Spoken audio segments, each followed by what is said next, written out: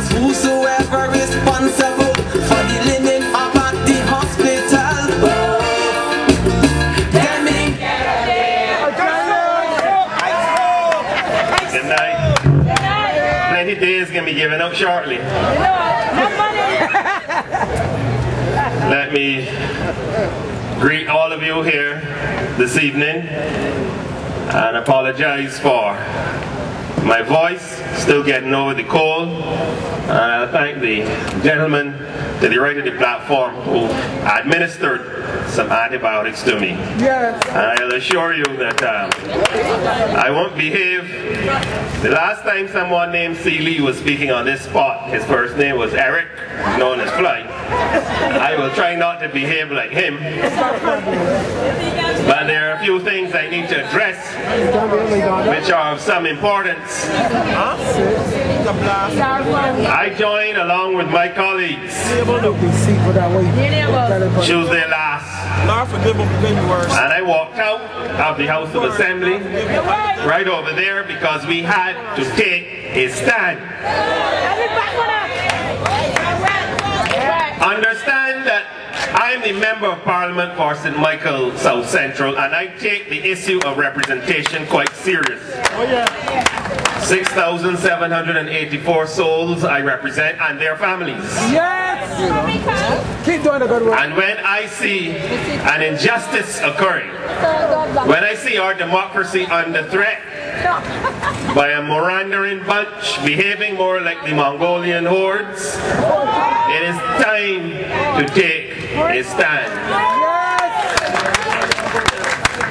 And so what I want to do this evening, first of all, right here in front of so many of you here this evening, and aware of who's sitting behind me, I think on behalf of my colleagues and myself, I need to thank the rest of our team, the election team, the candidates, for giving us their unstinting support.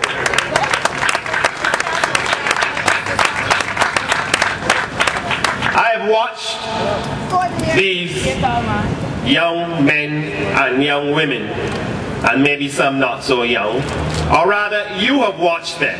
From meeting to meeting, you've seen the progress they've made, the confidence they're displaying, their grasp of the issues. And I know you're impressed, because we're looking good and we're sounding good. And I have observed them. I've observed their development, the way that they're grabbing issues and the interest they're taking in the future of this country. And I am really proud to be part of that team, and we need to salute them. Because so worried is the Barbados Labour Party about this progress that they were using the floor of the House to attack some of them. I guess they know that eventually they will be on the floor as well. So maybe it was just a little a preview of what they will eventually have to deal with. But it is unfortunate that they should have to be attacked like that. And so I want to say to them that I salute their work, and I thank them for their support, and I assure them of our support. Whatever advice, whatever information, whatever influence we can summon, whatever guidance we can offer, it is there for you. Because, let's be frank, I heard them attacked on the House of Assembly floor, but no one can accuse them of taking any bribe for any $500,000 bath in Silver Sands. No one can accuse them of all of a sudden having a BMW motor car after overruns in Greenland. No one can accuse them of spectacular levels of ministerial incompetence everywhere they go. But yet people could see it fit to attack them, abusing the floor of the House of Assembly. And so we have to take a stand against that, and against the clear injustice and the bad rulings that have disadvantaged the minority in the House. And so I took it acutely aware of the duty that the people of St. Michael South Central have given me, but aware of my responsibility to them to ensure that our democracy is not taken over and not threatened by a bunch of miscreants.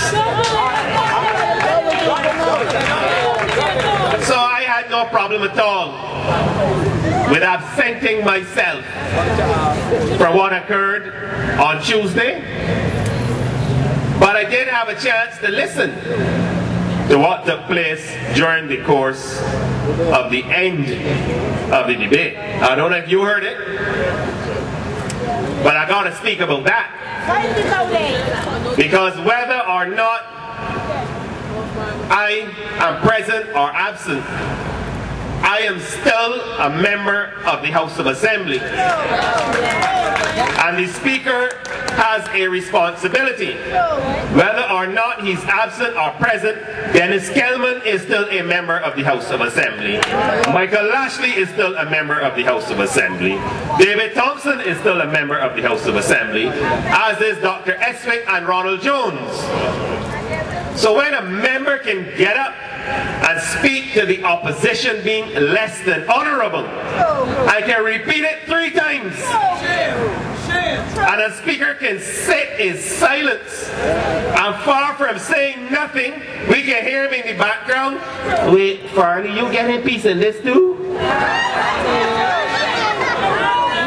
Unbelievable.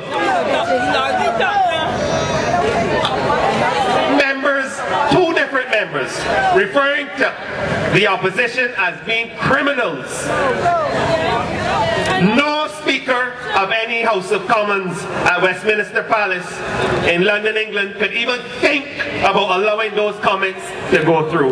No Speaker in Australia, in New Zealand, nowhere in the Commonwealth, nowhere that parliamentary democracy is practiced would a Speaker allow that kind of thing to go through and for it to be repeated. So we have to understand what has really happened with respect to the House of Assembly and the extent to which it has been overtaken and overrun by a government that simply doesn't care about democracy.